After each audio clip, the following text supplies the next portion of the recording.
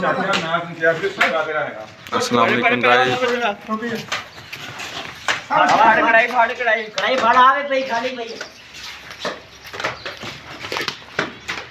आ मेरे ते तो ना मारो। ठीक है फिल्म बन गई। अल्लाह बंदा तरीके से आला नूनी का मुकाबला पे आए थे। फिल्म बन गई है। ऐ ठाकुर की कुबल तरीके से आला बन गई है।